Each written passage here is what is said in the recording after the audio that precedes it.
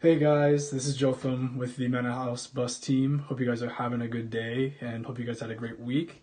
Personally, I am done my quarantine. I just finished last week, so that means I'm free to leave my house after 2 weeks of being stuck in my house and not being able to leave or see anybody. So I'm really happy about that. And in Ontario, which is the province where I live, things are starting to open up again. We're starting to move forward, I think, into step one of the plan of reopening. Things are moving a little bit slower in my city because we're very densely populated, but we're getting there and we're moving forward, so that's very encouraging. But today I wanted to talk to you guys about a story that's actually very close to my heart because it's a reflection of me a lot of the times, and it's a reflection of all of us, I think, in a way. But it's the story of Exodus. And if you don't know what the story of Exodus is, it's the story of God delivering the Israelites from slavery in Egypt. And this is all God keeping his promise to Abraham from generations before, where he told them that he'd lead his descendants into the nation of Canaan and they would inhabit that nation and they'd become a very big nation and a very great nation. So, throughout this story of Exodus, God just shows up in a lot of ways. He performs a lot of supernatural things to make sure that Pharaoh sets the Israelites free from slavery. He he sends a lot of plagues. He opens the Red Sea so the people can walk through it, and he shows up personally to a lot of to like a select few, like Moses and his inner circle. God personally shows up to them, and he also speaks from Mount Sinai to the entire nation of Israel. And so God just shows up a lot to the entire group of people. And what's so special about this whole story is that it shows how involved God is with his people. But what I really wanted to focus on was chapter 32 in Exodus, in which the people of Israel make a very, very big mistake. So what happened was Moses is on Mount Sinai because he's talking to God, and it doesn't say specifically how long he's up there, but he's up there for a long enough time for the people of Israel to become impatient and to start complaining. So they go to Aaron and they tell Aaron to make them a god out of gold. So they take their earrings out, they take all the jewelry they have, they give it to Moses' brother Aaron, where Aaron melts it down and creates a golden calf, and he says, "This is the God that delivered us from Egypt." And all the people bow down, they worship it, they have this huge party for it, and when Moses finally comes down from the mountain, you can read that he was very upset, and so was God. And what the story reflects is what we all kind of do in a way sometimes when we face difficulty, when we face uncertainty. We're faced with a choice, and I think that choice, I just kind of try to draw it out in the best way I could. But I think this is kind of like our lives. We are on this journey of life, and many times we reach a crossroad. Sometimes we feel like God's really far from us. We feel like he hasn't shown up in a while. We haven't heard his voice. And we're faced with a difficult situation, and we don't know how to respond, but we have a choice in that situation, either to respond with fear and to begin to search out other things to satisfy us and begin to give our attention and put our faith in the wrong thing, but our faith leads us to God. And in those situations, we have a choice either to choose our fear or to choose our faith. Our faith leads us to believe God's promises and to remember everything that he's done for us leading up to that point. I know for my life, there's been a lot of times where God has showed up. God has spoken to me. God has answered a lot of prayers.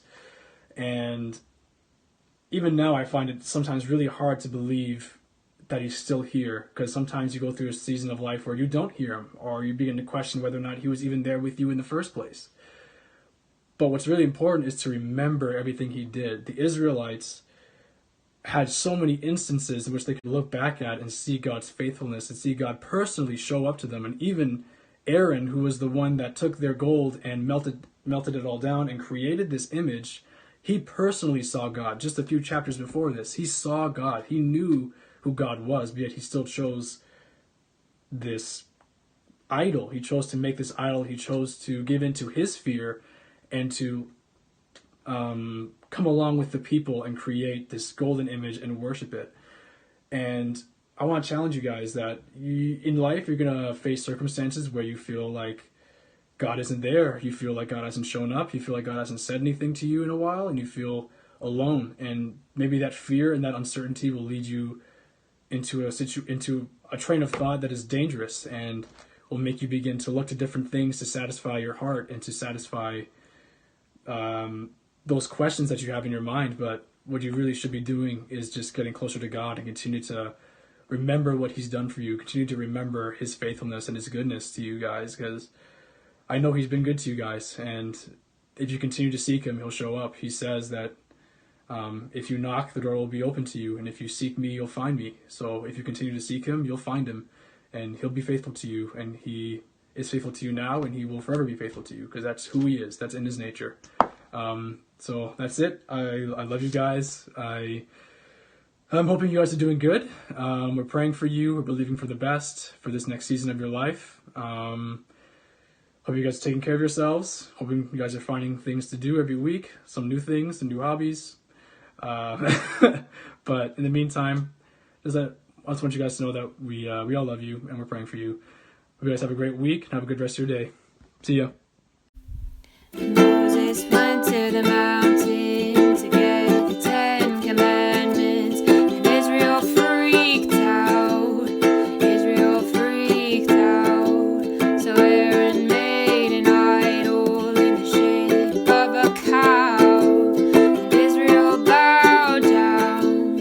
Israel bowed down instead of having faith. They set their gaze on what they could see. After Moses came from the mountain with the 10 Commandments, and when he saw them, he freaked out. When he saw them, he freaked out. And God said, I'm honestly so done, 'cause these people are crazy now. I kinda wanna burn the world down. Kinda wanna burn the world down, 'cause instead of having faith, they set their gaze on what they could see. But I promise their fathers that their sons would succeed. So I'll refrain from destroying this foolish generation.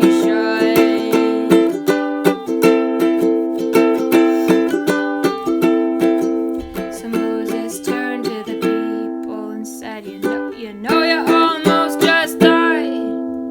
You better lay down your pride. You better lay down your pride. Have faith in the truth and light, the only truth and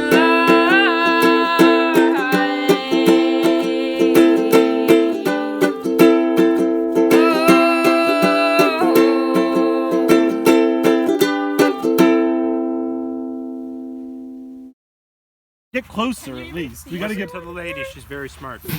Wait, are we all getting into like one frame Alright here? guys, so these are some of my friends.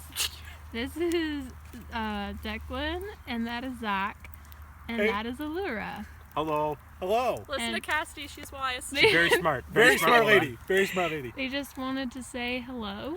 Hello. Hello. And My knee's on fire. have a good week. So I just got back from seeing my friends, but yeah, I thought that could be a way of changing up the scenery, because you guys have seen my couch a million weeks in a row at this point. Hope you were encouraged by the video. It's a wild time, but just keep going to God. Nothing that you could idolize would ever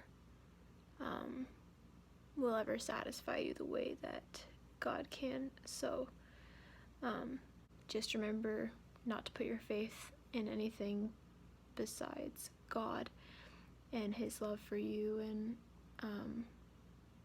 and you'll be just fine. Yeah, just remember that this week. because he loves you very much. And yeah, we do too. So let us know if you have any prayer requests, and we'll see ya